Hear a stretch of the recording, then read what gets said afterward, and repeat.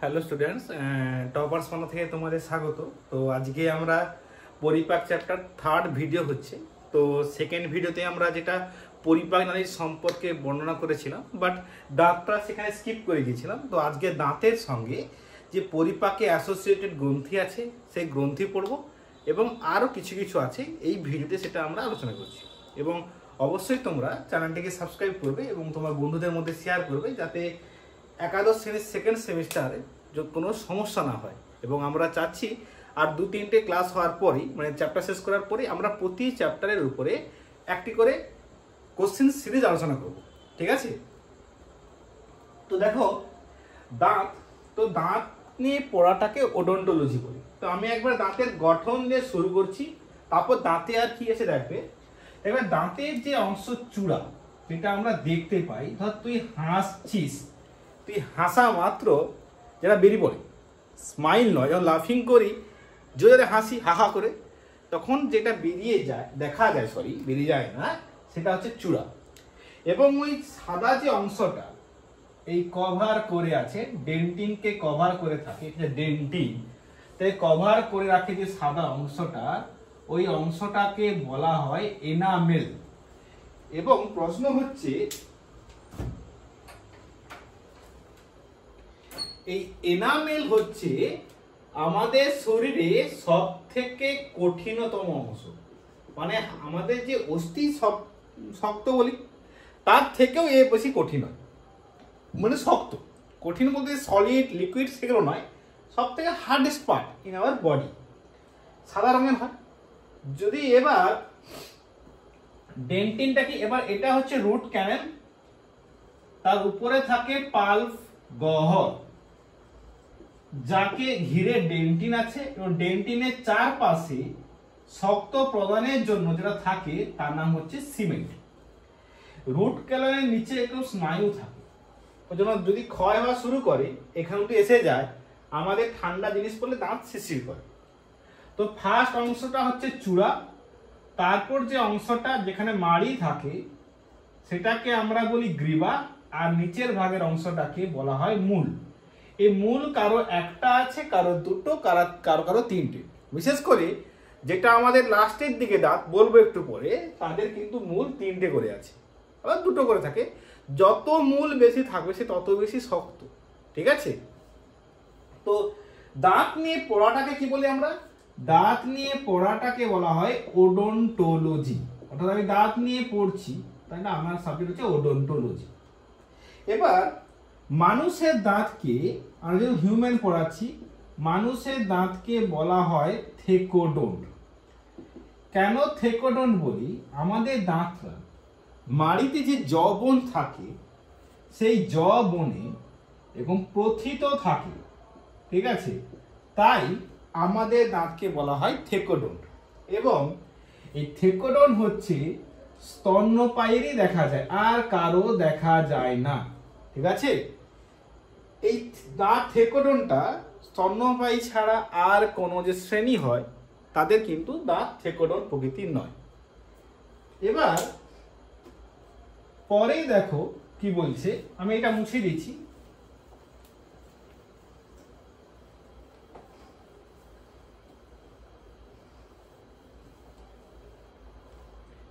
থেকোডন্ট হলো। এবার আমাদের যে দাঁতকে আমরা বলছি ডাইফিওডন্ট। ডাইফিওডন্ট কেন বলে? আসলে দাঁত দুবার উঠছে।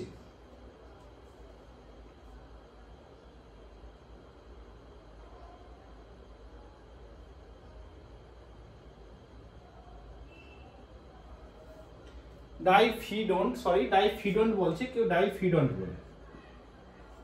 তো কেন বলে? আসলে আমাদের দাঁত ডাই মানে দুই, অর্থাৎ দুবার উঠছে। ফিডন মানে ওঠ। ঠিক আছে? একটা যে দাঁত হয়, প্রথম যে দাঁত, সেটাকে আমরা দুধে দাঁত বলছি। ঠিক আছে? এই দুধে দাঁত শিশুর যখন 6 থেকে 9 মাস হয়, সেটা প্রথম বের হয়। প্রথম কোন দাঁতটা বের হয়? ইনসাইজার। বাংলায় বলে কৃন্তক সম্ভবত। যখন 6 থেকে 9 বছর হয় তখন সমস্ত দাঁত পড়ে যায়। ওকে, তারপরে যে দাঁত বেরায় সেটা কখনো আর পড়ে না। এই দুধে দাঁতের সংখ্যা 20টি, আর টোটাল এই দাঁতের সংখ্যা হচ্ছে 32টি। তাই দুবার হচ্ছে বলে আমাদের দাঁতকে বলা হয় ডাইফিরত। আবার মানুষের দাঁতের সংকেত যদি আসি, তারপরে আমি আচ্ছা আগে সংকেতের পরে আসতেছি। এবার আমরা আসি, আমাদের দাঁত কি আমরা হেটারোডন্ট বলি, হোমোডন্ট হয়। যদি সমস্ত দাঁত একই প্রকার হয় তখন তাকে বলতাম হোমোডন্ট। বাট মানুষের দাঁত 4 প্রকারের। একটা হলো ইনসাইজার,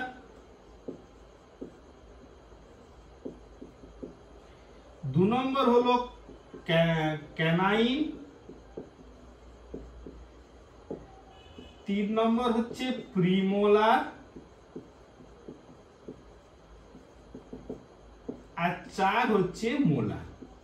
এই 4 প্রকারের দাঁত থাকে বলে মানুষের দাঁতকে বলা হয় হেটারোডন্ট।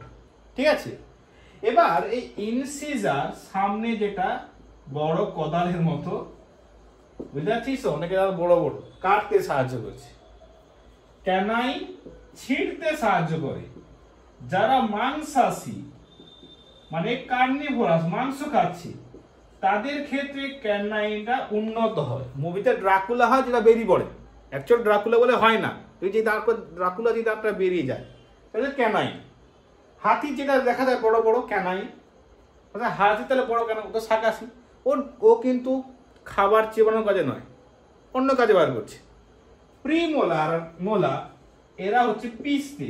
পিস্তে মানে ছোট ছোট টুকরোয় পরিণত করতে সাহায্য করে। ঠিক আছে, এবার আমরা যদি দাঁতের ফর্মুলাতে আসি, আমি উপরেই দেখাচ্ছি, দেখো। সাপোজ ধরো আমরা দাঁতের ফর্মুলা জানি, তাহলে দাঁতের ফর্মুলা কেমন হবে তার নির্ণয় আছে। কেমন করা হয়, এটা হচ্ছে ঊর্ধ্ব চোয়াল, এটা নিম্ন চোয়াল, তার হাফ করে দাও।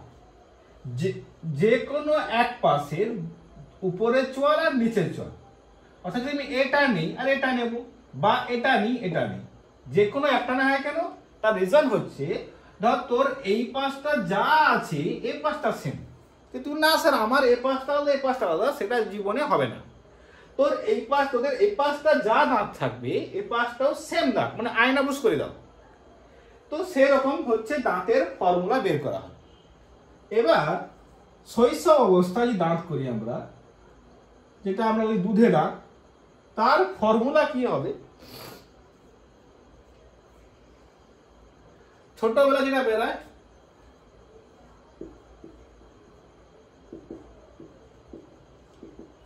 ইনসাইজার কে আমরা আই দ্বারা, ক্যানাইন সি দিয়ে শুরু, তাই সি দিয়ে, প্রিমোলার পিএম দিয়ে, আর মোলার কে এম দ্বারা সূচিত করছি।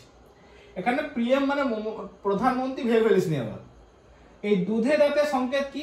আই মানে ইনসাইজার, 2/2 মানে উপরে দুটো নিচে দুটো, সি 1/1 মানে উপরে একটা নিচে একটা, পিএম মানে প্রিমোলার থাকে না, আর মোলার 2/2 মানে এখানে দুটো আর এখানে দুটো। হিসাব করতে পারা হলো 2 3 4 5 5 10, তাহলে এই পাশে 5 এই পাশে 5, তাহলে এই পাশে সমান 10/10 সমান 20।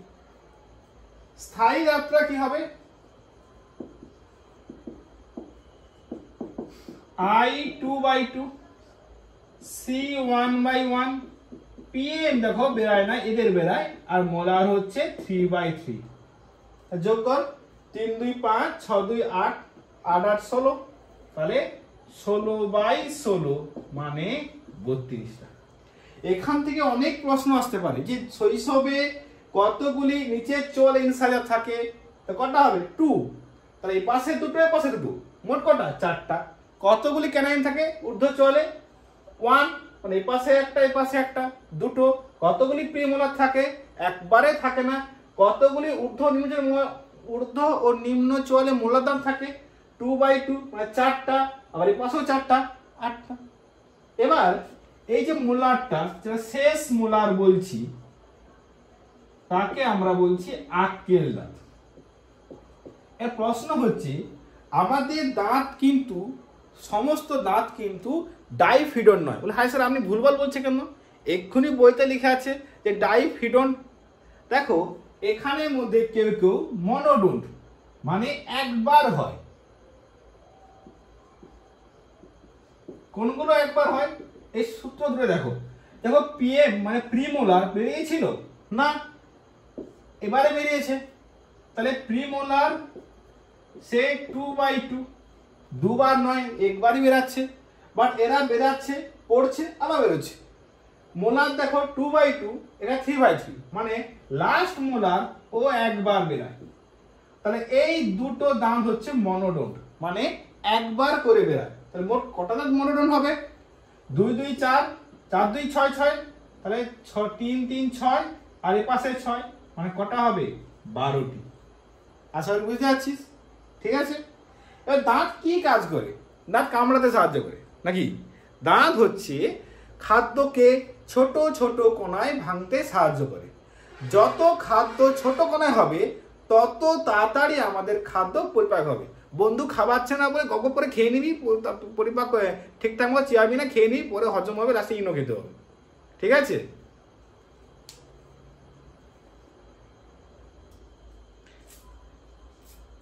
নেক্সটে আয়। তো আমাদের যত পরিপাক নালী সব বুঝিয়ে দিলাম। এবার দেখ আমরা আসছি লালা গ্রন্থিতে, মানে আমরা গ্রন্থি শিখব, যে যে গ্রন্থিগুলো আমাদের পরিপাকে সাহায্য করে। তো গ্রন্থির মধ্যে কিন্তু কোনো খাবার যাবে না, বাট গ্রন্থি কিন্তু পরিপাকে অনেক ভূমিকা পালন করছে। তো লালা গ্রন্থি আসি। প্রথম বৈশিষ্ট্য, লালা গ্রন্থি হচ্ছে বহিঃক্ষরা গ্রন্থি বা সনাল গ্রন্থি। কেন বহিঃক্ষরা গ্রন্থি বলছে? কারণ লালা গ্রন্থিতে নালী আছে, তাই লালা গ্রন্থিকে আমরা বহিঃক্ষরা গ্রন্থি বলতেছি। মানুষের টোটাল 3 জোড়া লালা গ্রন্থি থাকে, 3 প্রকার থাকে, টোটাল 3 জোড়া গ্রন্থি।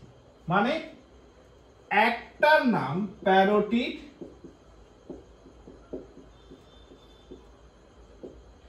দু নম্বর হচ্ছে সাবম্যান্ডিবুলার বা সাবম্যাক্সিলারি, আর 3 নম্বর হচ্ছে সাবলিঙ্গুয়াল। 3 প্রকার, বাট প্যারোটিড দুটো থাকে, সাবম্যান্ডিবুলারও দুটো থাকে, আর সাবলিঙ্গুয়াল গ্রন্থি এও দুটো থাকে।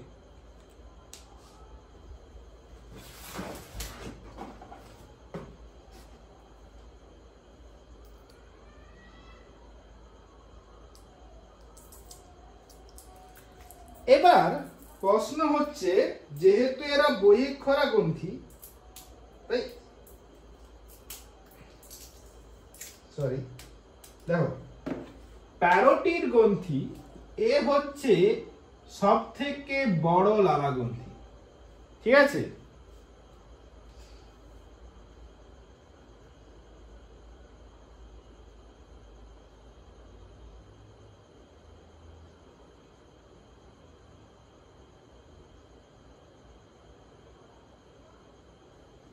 তো লালা গ্রন্থির কি ক্ষরণ করছে? লালা ক্ষরণ করছে। সব থেকে ছোট কোনটা? এটা হলো সব থেকে ক্ষুদ্র। তো এটা হচ্ছে 1 নম্বর, দেখতে পাচ্ছ প্যারোটিড গ্রন্থি। এটা হচ্ছে সাবম্যান্ডিবুলার, এটা কানের নিচে থাকে, আর এটা হচ্ছে চোয়ালের নিচে আছে, নিম্ন চোয়াল, ঊর্ধ্ব চোয়াল না, আর এটা হচ্ছে জিহার নিচে আছে, এটা হচ্ছে 3। যেহেতু বহিঃক্ষরা, প্যারোটিডে যে নালীটা থাকে তাকে স্টেনসন ডাক্ট, সাবম্যান্ডিবুলার থাকে তার নাম হোয়াটন নালী, আর সাবলিঙ্গুয়াল যেটা থাকছে তার নাম রিভিনাস নালী। এই নালীর মাধ্যমে ক্ষরিত পদার্থ তারা মুখগহ্বরে উন্মুক্ত করছে। প্রশ্ন কি ক্ষরণ করছে? প্যারোটিড গ্রন্থি কিন্তু বেশিরভাগ সময় লালার বদলে উৎসেচক ক্ষরিত হয়। কি কি উৎসেচক? একটা নাম হচ্ছে টায়ালিন বা স্যালিভারি অ্যামাইলেজ, যে খাদ্য পরিপাকে সাহায্য করে। কি খাদ্য পরিপাক সেটা আমরা পরে শিখব। আরেকটা থাকে তার নাম লাইসোজাইম। এই লাইসোজাইম হচ্ছে জীবাণুনাশক হিসেবে কাজ করছে। সাবম্যান্ডিবুলারেও এখানে খুব কম পরিমাণে লালা ক্ষরিত হয়, তার সঙ্গে খুব কম পরিমাণে উৎসেচক ক্ষরিত হয়। সব থেকে বেশি এখান থেকে কেবলমাত্র লালা ক্ষরিত হয়। অর্থাৎ মেয়েরা ফুচকা বা ছেলেরা বিরিয়ানি দেখা মাত্রই লালা ঝরছে। কোথা থেকে বেশি হচ্ছে? এই সাবলিঙ্গুয়া। কেন হচ্ছে? কারণ আমাদের লালা গ্রন্থি নার্ভের মাধ্যমে মস্তিষ্কের সঙ্গে যোগ আছে। তোমার প্রিয় খাবার দেখা মাত্রই অ্যাটাক করে মস্তিষ্কে লালা ঝরা শুরু হবে। ফর এক্সাম্পল, আমি যদি মটন বিরিয়ানি দেখি আমার লালা ঝরা শুরু হবে। মেয়েরা এক করে ফুচকা দিলে তার লালা ঝরা শুরু হবে, বাট মুখ দিয়ে লালা পড়বে না। কেন পড়বে না? দেখবে ছোট বাচ্চা তাদের কিন্তু মুখ থেকে লালা পড়ছে, বড় বাচ্চাদের কিন্তু এটা হয় না। কেন? কারণ আমরা কন্ট্রোল করে না, ঠিক আছে, বাট ওদের কিন্তু তখন এই দাগটা নামটা তৈরি হচ্ছে, তাই ওদের কিন্তু ওটা ঠিক পরিণত হয়নি। ঠিক আছে?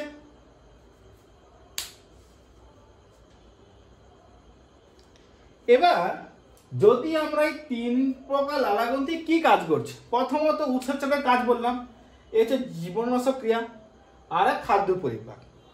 আর লালা হচ্ছে আমাদের মুখগহ্বরকে সিক্ত রাখে, ভেজা ভেজা রাখে, যার ফলে কথা বলতে সুবিধা হয়। এই যে আমি কথা বলছি, আমার লালা ক্ষরণ হচ্ছে, মুখটা সিক্ত আছে বলে কথা বলতে পারছি। যদি আমার লালা ক্ষরিত না হতো তাহলে কিন্তু আমরা ঠিকঠাক কথা বলতে পারতাম না। এবং বুঝতে পারছি জিনিসটা? এবার আমরা পরে আসো, তাহলে ফার্স্ট আমরা লালা গ্রন্থি শিখলাম। সেকেন্ড যেটা শিখবো সেটা যকৃৎ। দেখো তো যকৃৎ, যকৃৎ যেটা তোরা মেটে খাস না সেটাকে যকৃৎ বলছি। মটনের মেটে আছে, চিকেনের মেটে, সেটাই হচ্ছে যকৃৎ। তো আমাদের মেটে আছে, যকৃৎ আছে, বাট খাই না আমরা। তো যকৃৎ হচ্ছে বৃহত্তম পরিপাক গ্রন্থি। ঠিক আছে? যত পরিপাক গ্রন্থি আছে সব থেকে বড় গ্রন্থি বলেছে, বাট অঙ্গ কিন্তু ত্বক বৃহত্তম। ঠিক আছে? ওজন 1.5 কেজি। ঠিক আছে? তাহলে ভাব, মাংস 1.5 কেজি কিনছিস, তো যকৃৎ সিনা 1.5 কেজি।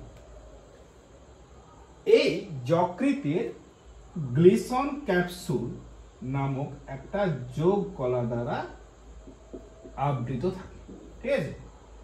যকৃৎ দুটি খণ্ড দেখতে পাচ্ছি, ছোট একটা খণ্ড যার নাম বাম খণ্ড, একটা বড় খণ্ড তার নাম ডান খণ্ড, এবং সে একটা নালী তার নাম লিগামেন্ট দ্বারা যোগ থাকে, যাকে বলছি আমরা ফ্যালসিফর্ম লিগামেন্ট। এই লিগামেন্ট দ্বারা বাম ও ডান যোগ আছে। এবার যকৃতে এরকম অনেক খণ্ডক থাকে, এরকম প্রচুর খণ্ডক থাকে। টোটালটা আমি কিছু দেখাচ্ছি। আবার এই প্রতি খণ্ডকে আরো খণ্ড আছে এরকম, যে খণ্ডকটাকে আমরা বলি হেপাটিক লোবিউল। ওই হেপাটিক লোবিউলে হেপাটিক কোষ থাকে বা যকৃৎ কোষ। বোঝা গেছে? না হলে আরেকবার দরকার হয়, রিভাইন্ড করে দেখি। এই হেপাটিক কোষ পিত্ত উৎপন্ন করে বা আরো অন্যান্য কাজ করে। তারা পিত্ত উৎপন্ন হয় কোথায়? যকৃতে। ভুল করে পিত্তথলি বলে ফেলিস। আরেকটা কোষ থাকে, এগুলো কিন্তু এখানেও থাকে, আমি এক পাশে করেছি, তোরা আজকে ভাবিস না শুধু এই ডান খণ্ডকে থাকে। এই কুফার কোষ, এই কুফার কোষ কি করে? ফ্যাগোসাইটোসিস পদ্ধতিতে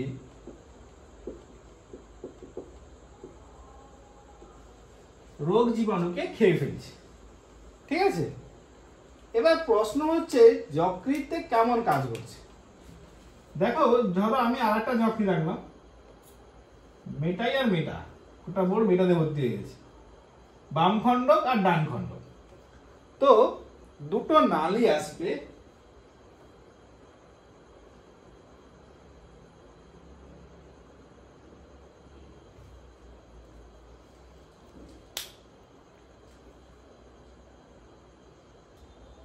তো প্রশ্ন হচ্ছে কেমন যাচ্ছে। এই বাম হেপাটিক ডাক্ট বা বাম যকৃৎ নালী, এটা ডান যকৃৎ নালী, দুজনে মিলিত হলো, তাহলে এটার নাম হচ্ছে বাম যকৃৎ নালী, আর এটার নাম হলো ডান যকৃৎ নালী। তারা পরস্পর মিলিত হয়ে গেছে, মনটা করে দিই তাহলে, সেটা হলো হয় সাধারণ যকৃৎ নালী। এবার এটা হচ্ছে পিত্তথলি, বাইরে রাখছি, ঠিক আছে, পিত্তথলি। পিত্তথলি থেকে একটা নালী বেরাবে, তার নাম সিস্টিক নালী। সে কার সঙ্গে মিলিত হবে? সাধারণ যকৃৎ নালীর সঙ্গে মিলিত হবে, যেটা পরে হেপাটো প্যানক্রিয়াটিক অ্যাম্পুলা করতেছে, যা পরে একটা ছিদ্রের মাধ্যমে ক্ষুদ্রান্তের ডিওডিনামে যুক্ত হয়েছে। আর সেই ক্ষুদ্র ছিদ্র থাকে, সেই ছিদ্রকে বলা হয় স্ফিংটার অফ অডি। ঠিক আছে, তার মানে যকৃৎ উৎপন্ন হয়, পিত্ত উৎপন্ন হয় যকৃতে, বাট জমা থাকে কোথায়? পিত্তথলিতে। এবার এই কুকুর বা ঘোড়ার ক্ষেত্রে কিন্তু কোনো পিত্তথলি থাকে না। পিত্তের কাজ অনেক আছে, যেটা আমরা আজকে শিখবো। এতটা বুঝতে পেরেছি আশা করি। নেক্সট দেখো, আমরা যকৃতের কাজ আসবো, কি কি কাজ করছে, ঠিক আছে?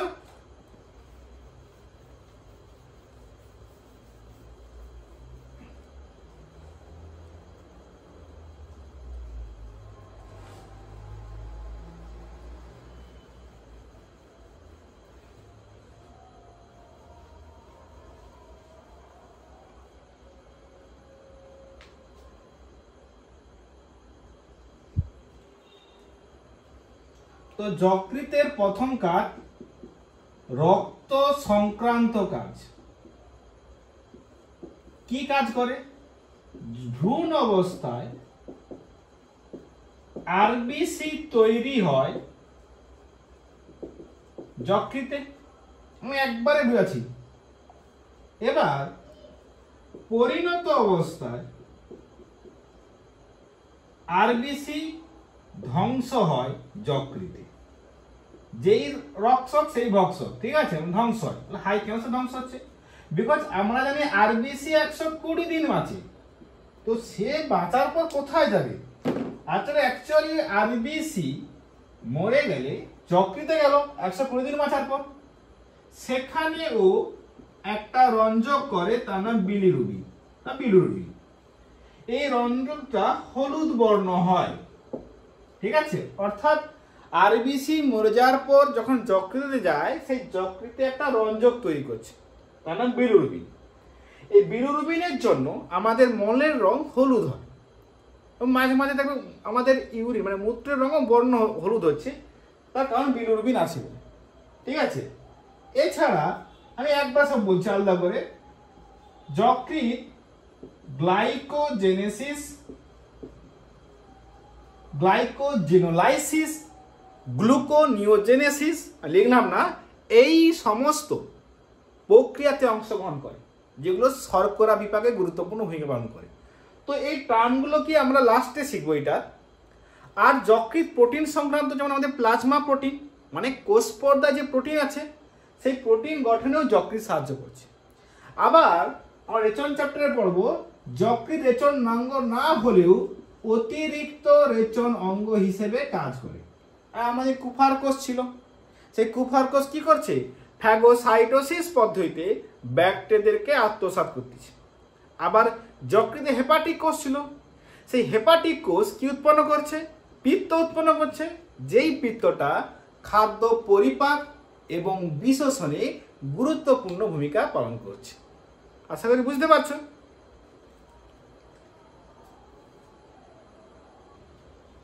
অগ্নাশয়,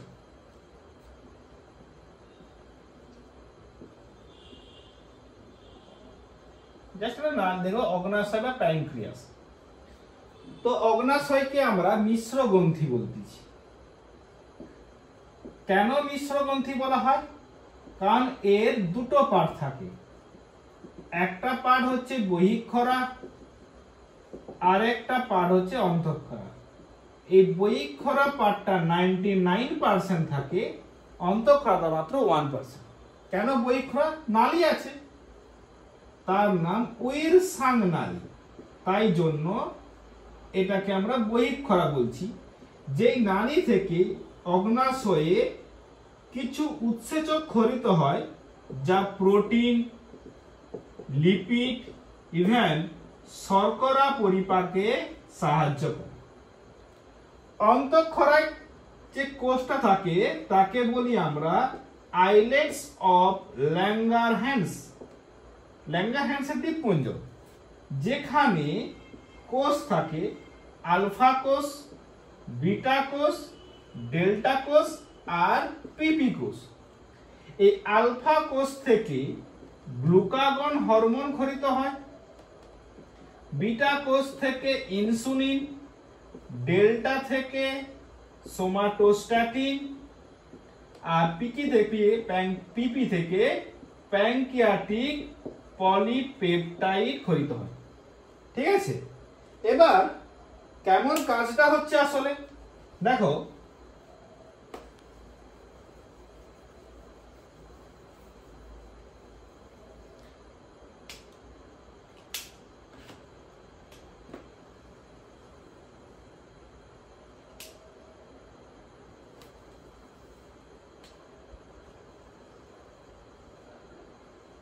ওকে, এটা ডিওডিনাম।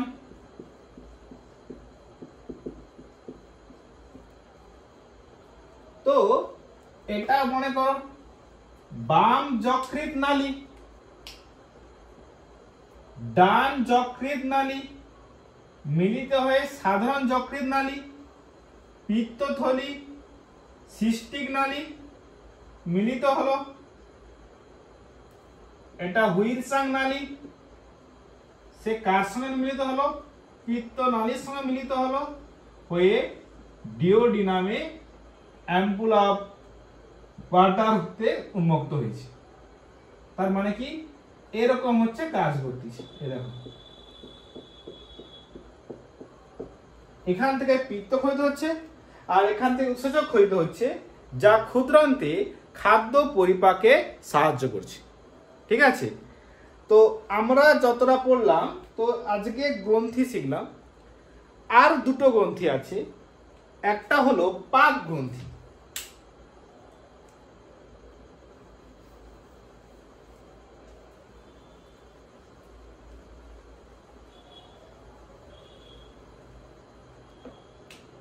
পাক গ্রন্থি বলতে কি, ধরো এটা হচ্ছে স্টোমাক, এই স্টোমাতে কিন্তু এরকম স্ট্রাকচার থাকে। তো এটাকে যে ভালো করে এরকম দেখা যায়, এরকম অংশ থাকে যেখানে অনেক কোষ থাকে, যারা মিলিত হয়ে গ্রন্থি তৈরি করছে, এবং সেই গ্রন্থিটাকে আমরা বলছি পাক গ্রন্থি। ঠিক আছে, এটা আসলে এরকম হবে, এরকম স্টাইল। ঠিক আছে,